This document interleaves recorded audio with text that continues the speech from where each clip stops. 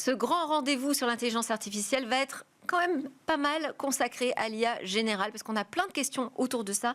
Et je suis ravie d'avoir avec moi aujourd'hui en plateau deux grands experts. Jean-Gabriel Ganassia, bonjour. Bonjour. Vous êtes professeur d'informatique à la Sorbonne Université. Vous menez des recherches sur l'IA au LIPSIS, au laboratoire le LIPSIS. Vous avez présidé le comité d'éthique du CNRS, publié de nombreux ouvrages. Je vais en citer un, le dernier, l'IA expliquée aux humains, qui est paru aux éditions Le Seuil en 2024. À côté de vous, Véronique Ventos. Bonjour Véronique, cofondatrice, chef de recherche chez Nuka. Il y a une société qui est pionnière dans le domaine des agents IA et de cette intelligence artificielle centrée sur l'humain. Ma première question, c'est l'intelligence artificielle générale, qui est une forme de promesse ultime que nous font tous les géants de l'IA aujourd'hui. Qu'est-ce que ça veut dire exactement ? Que recouvre cette notion ? Jean-Gabriel. Très bonne question, point d'interrogation. C'est une notion qui a été introduite à peu près au tournant du millénaire et qui avait pour but de nous expliquer que l'intelligence artificielle elle est être partout, qu'elle allait être introduite dans toutes les technologies. Je pense que ça relève d'un malentendu. L'intelligence artificielle, c'est une discipline scientifique qui a pour but de modéliser les différentes facultés mentales. L'idée d'intelligence artificielle générale, c'est que il y a une généralité de l'intelligence, et donc on va pouvoir, avec une machine, tout simuler. Alors, parce qu'on a l'impression, excusez-moi professeur, on a l'impression que ces IA génératives, d'un seul coup, elles sont justement très générales. On peut leur parler de tout et n'importe quoi. Alors justement, je crois que c'est bien là où est le malentendu. On confond intelligence artificielle générale, c'est-à-dire appliquée à tous les domaines, intelligence artificielle générative, c'est-à-dire une forme particulière d'intelligence artificielle qui repose sur la notion de modèle de langage. Alors, l'intelligence artificielle, par essence, n'est pas générale. Pourquoi ? Parce que, je l'ai dit tout à l'heure, l'intelligence artificielle, c'est une discipline scientifique qui a pour but de modéliser les différentes facultés cognitives. Or, notre intelligence n'est pas générale. Il y a ceux qui sont meilleurs en conceptualisation, dans l'abstraction, ceux qui manient mieux les mots, ceux qui sont plus imaginatifs. Moi, vous savez, j'ai, au cours de ma carrière, encadré au moins 50 thèses. Donc, on suit des jeunes gens pendant plus de 3 ans, et je peux vous dire qu'il n'y a pas deux intelligences semblables. Donc, c'est un peu une fable qui a été racontée, alors qui fait très peur, parce qu'on se dit, comme l'intelligence artificielle forte, tout d'un coup, l'intelligence est une espèce de substance, elle va être générale, on va pouvoir l'accumuler, puis bien sûr, les plus gros, ceux qui ont la plus grande capacité d'investissement, qui vont avoir le plus de processeurs possible, vont pouvoir en accumuler beaucoup et vont se substituer à tous. À l'ensemble de nos intelligences. À l'ensemble de nos intelligences. Donc, je crois qu'il faut être très précis sur le sens des termes. L'intelligence artificielle générale, ça n'existe pas, ça ne peut pas exister, c'est un concept qui, en tant que tel, est problématique. L'intelligence artificielle générative, c'est autre chose, c'est effectivement cette capacité qu'ont des modèles de langage à générer du texte, générer de la musique, générer des interfaces ordinateurs, etc. Mais ça n'est pas toute l'intelligence, justement. Ça n'est pas général, puisqu'il y a d'autres types d'intelligence artificielle qui ne reposent pas sur les principes d'intelligence artificielle générative. Et de même, je crois qu'il faudrait insister sur le fait que l'intelligence artificielle générative est relativement ancienne. C'est qu'on a utilisé, dès les années 50, des outils pour faire de la musique avec de l'intelligence artificielle, faire de la peinture, etc.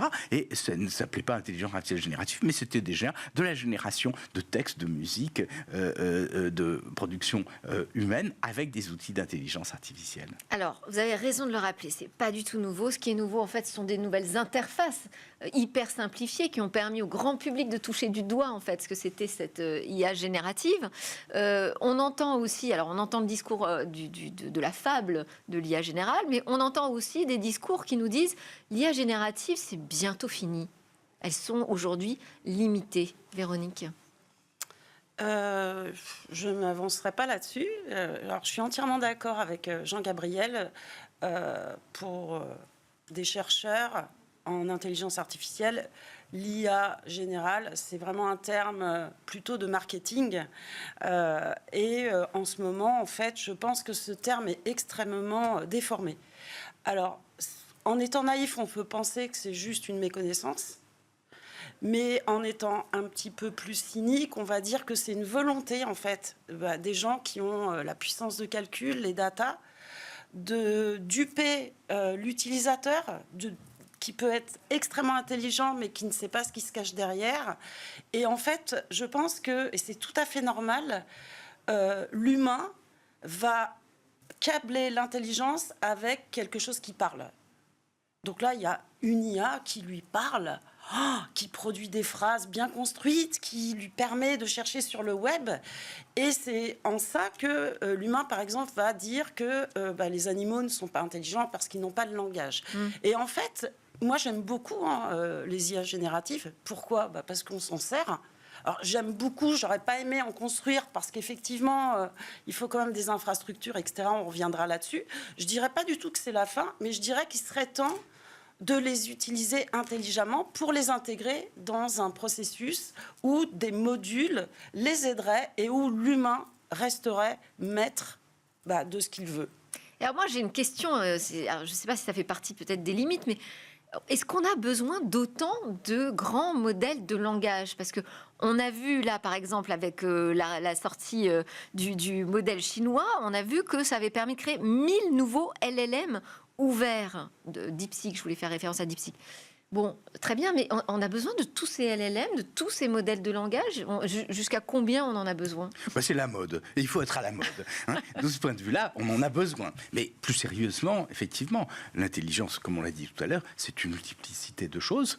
Les modèles de langage aujourd'hui parlent. Ça peut être utile, ça peut être amusant. Les perroquets, stochastiques. Voilà.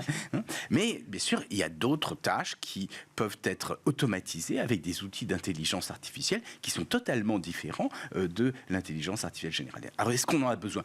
Oui, il y a tout un tas de tâches qu'on pourrait essayer d'automatiser. Ça peut aider, ça peut transformer un certain nombre de métiers. Mais bien sûr, il n'y a pas que ça. Et puis, aujourd'hui, les intelligences artificielles génératives reposent sur l'axiome selon lequel Big is beautiful. C'est-à-dire que plus il y a de processeurs, plus on va pouvoir entraîner sur de gros corpus, meilleurs seront les résultats. Et donc, ça a conduit à une espèce d'OPA des grands acteurs du numérique qui ont beaucoup d'investissements sur les processeurs.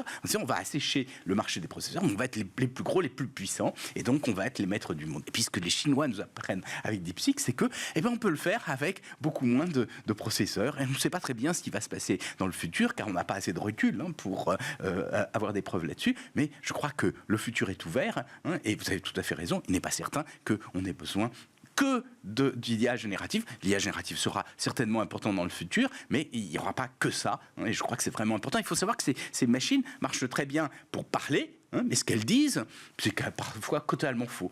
Et il y a des tâches de raisonnement qu'elles font extrêmement mal, et ça donne d'ailleurs des choses tout à fait cocasses, mais on n'a pas le temps de rentrer dans le détail. Non, malheureusement. Mais je voulais aussi vous faire réagir sur ce retard d'un seul coup qu'on constate du côté d'Apple, parce que Apple, ils ont énormément de données, enfin depuis toutes ces années, ils en collectent énormément de données sur leurs utilisateurs dans le monde, ils sont numéro 1 sur les smartphones, donc ils ont les données, ils ont les compétences, ils ont les moyens, les budgets, et pourtant là on découvre Apple Intelligence hyper en retard. Comment vous expliquez aujourd'hui cette découverte-là, cette catastrophe finalement, j'aurais dire, pour Apple ? Absolument pas pour moi. Alors, parce qu'en fait, ce qu'on appelle retard en intelligence artificielle, encore une fois, c'est retard sur un type d'intelligence artificielle, qui sont les IA génératives.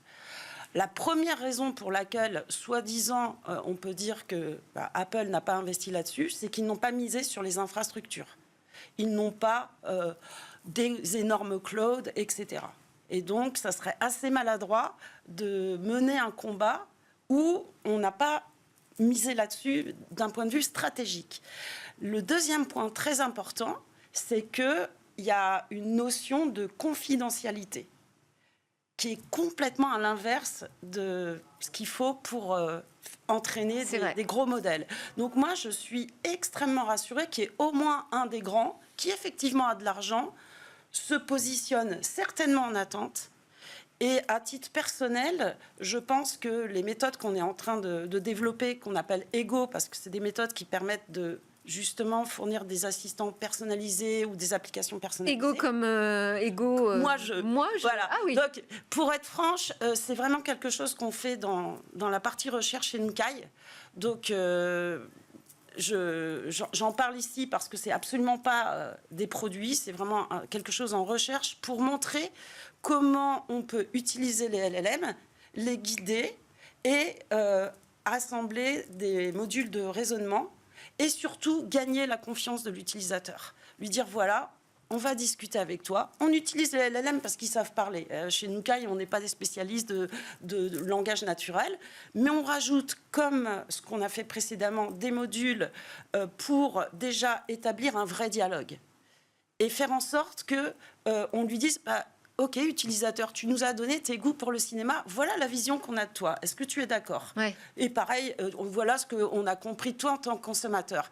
Mais ça veut dire qu'il faut un game changer. Parce que moi, si j'arrive en disant, voilà, nous, on a la méthode pour faire ça. La première chose, les gens vont dire, ça va pas marcher. Les utilisateurs, ils vont pas répondre. Eh bien, si. Ça veut dire que si on leur montre qu'on s'en sert pas pour faire de l'argent ou pour leur balancer des tas de publicités un peu à la Apple, eh bien, ils verront que plus ils répondent, plus l'IA s'adapte à eux, et c'est pas de la science-fiction. Ça fait le lien avec la question que je voulais vous poser, de la responsabilité éthique autour du développement des IA et de cette fable de l'IA générale en particulier. Aujourd'hui, il n'y a pas tromperie, mais on n'est pas forcément hyper transparent quand on met ces outils nouveaux entre les mains de tout à chacun. Alors bien sûr, il y a d'innombrables questions qui se posent aujourd'hui et qui sont relatives à la transformation de la société liée à l'intelligence artificielle. Oui, si vous prenez une décision à l'aide d'une machine, qui est responsable ? Est-ce que c'est vous ? Est-ce que c'est la machine ? On va dire c'est nous, mais quelquefois, bien sûr, c'est la machine qui vous a induit à prendre cette décision. On s'inquiète aussi de la surveillance, du traçage. On en parlait tout à l'heure avec Apple. Et donc ça, ce risque de rentrer dans une société autoritaire. Et le fait que le pouvoir soit capable d'instrumentaliser ces différentes technologies. Mais je crois l'une des choses les plus importantes, c'est le fait qu'avec l'IA générative, nous allons avoir des messages de tous ordres, des infox, ce qu'on appelle les deepfakes ou les hypertrucages, qui font que on ne sait plus sur quoi se fonder. Et ces infox, non seulement sont produites de façon industrielle, n'importe qui de sa cuisine est capable de les produire. On conçoit des vidéos d'un chef d'État qui vous tient des propos qu'il n'a absolument jamais tenus, ce qui peut être déstabilisant. Mais ça peut être pas seulement un chef d'État, ça peut être un chef d'entreprise que ses concurrents vont présenter et qui fait des annonces qui ne correspondent à rien du tout pour essayer de le décrédibiliser. Et puis la deuxième chose, alors c'est encore plus problématique, c'est l'utilisation de l'intelligence artificielle, alors non pas générative, mais des techniques d'apprentissage pour faire du profilage et pour cibler. Ça veut dire que chaque personne reçoit de l'information, elle a l'impression que tout le monde a la même information, mais en fait, elles sont destinées à lui, et donc on atteint une société de plus en plus fragmentée. Et donc, l'exercice de la citoyenneté aujourd'hui, qui est de pouvoir débattre ensemble sur les mêmes informations, et ne pas être d'accord, il va devenir impossible, car nous n'aurons pas les mêmes informations dans le futur. Nous n'avons déjà plus les mêmes informations. Je pense que c'est un enjeu politique majeur, et ça fait partie des questions, je crois, qu'il faut essayer de résoudre pour le futur. Ça passerait par une transparence des algorithmes ou... Ça passerait par une transparence qui est très difficile, parce que vous voyez bien que les réseaux sociaux ont un pouvoir de plus en plus conséquent et qui refusent. Nous avons une législation européenne, le DSA, qui en principe doit permettre d'éliminer les fausses nouvelles. Mais vous voyez bien qu'en même temps, des réseaux sociaux comme Facebook décident d'arrêter toute forme de modération sur ce qu'on appelle le fact-checking, c'est-à-dire éliminer les informations fausses. Donc c'est ça, je crois, qui est le plus inquiétant pour le futur. Et il me semble que pour les futures générations, ce sera un enjeu majeur d'être capable de pouvoir réinstituer ce débat public, cette délibération collective sur des informations que nous partageons tous. Et ça veut dire peut-être inventer de nouveaux modèles d'intelligence artificielle qui sont... plus éthiques ou plus transparents ou plus en collaboration avec nous, by design, comme on dit. Complètement. C'est exactement ça, en fait. Donc, vous vous souvenez, il y a 3 ans, on a fêté donc, la victoire de Nook qui a battu des joueurs de bridge. Oui. Vous m'avez interviewé. Absolument. Et à l'époque, on a dit, voilà, on ne fait pas ça pour l'argent, on fait ça pour montrer que sans grande puissance de calcul, etc., en intégrant des modules de raisonnement, on pouvait nous, Français, avec une dizaine de personnes, faire vraiment un exploit d'un point de vue recherche. Et là, l'idée, c'est ce que je racontais, en fait, c'était de construire une boîte à outils pour pouvoir créer ce qu'on avait dit, garder l'homme dans la boucle, parce que l'homme, c'est encore faire des tas de choses. Et en fait, ne pas le garder, c'est vouloir le remplacer, c'est vouloir enlever des emplois. Et c'est surtout très stupide, parce que l'homme va pouvoir, en quelques phrases, vous apporter beaucoup plus, parce que c'est un expert du domaine. Donc, effectivement, là, ce qu'on est en train de créer, quoi, pour la recherche, c'est de montrer sur, par exemple, la recommandation, comment on peut faire une recommandation avec de la transparence, un dialogue avec l'utilisateur, en utilisant des LLM, mais surtout pas en créant de nouveaux, et montrer ce que ça peut faire au niveau de recommandations personnalisées avec pour but que vous gagnez du temps, que vous vous sentiez accompagné et pas espionné pour qu'il y ait de la pub. Merci Véronique Mantos. Merci beaucoup pour vos éclairages. Merci aussi à Jean-Gabriel Ganassia, professeur, d'avoir été avec nous pour nous éclairer sur ces nouveaux enjeux. Merci de votre invitation. Avec grand plaisir, autour de l'intelligence artificielle. Allez, on enchaîne, on va partir dans l'univers du mobile.